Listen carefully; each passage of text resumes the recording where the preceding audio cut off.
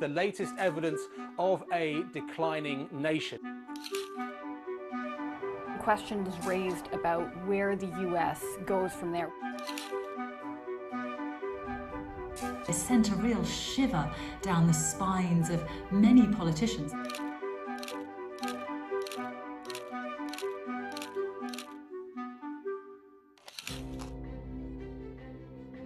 It was not just the story of the day, but the story over a few days is really Canadians tried to make sense of what was happening to the United States, which is not just our closest neighbor, but probably our closest ally.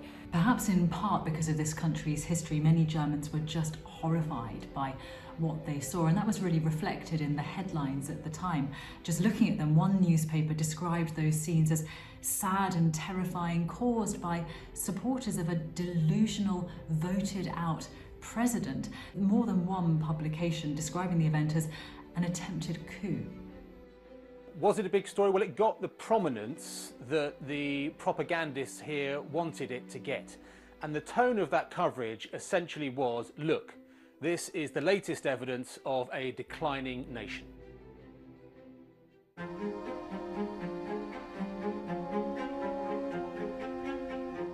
Certainly in Canada, a lot of questions in terms of whether what happened south of the border could happen here, if the same forces were present at the same level, whether it be populism or organizations like the Proud Boys.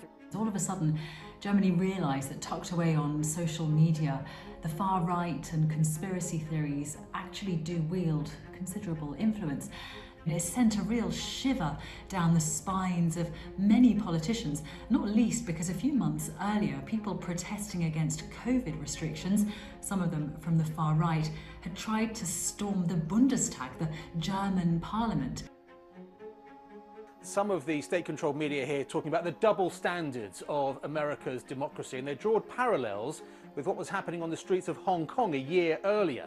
So basically what they were saying was, on the one hand, the US and others supported those protesters in Hong Kong who wanted more democracy, more freedom, and yet on the other hand, when it happens in DC, it's a riot. President Trump wasn't popular in Germany, and all of this confirmed what many people, particularly in political circles, had long feared, that his open disdain for democratic institutions could lead to this kind of chaos. There are genuine questions raised about where the U.S. goes from there. In terms of U.S. democracy, now I would say there's certainly a lot more attention being paid to the mechanisms of U.S. democracy. Obviously, there are countless numbers of people here who aspire to what the US has, and it was seen as a national tragedy. But in terms of state-controlled media and the narrative there, well, that was, look, this is what happens. This is the latest evidence of a declining nation.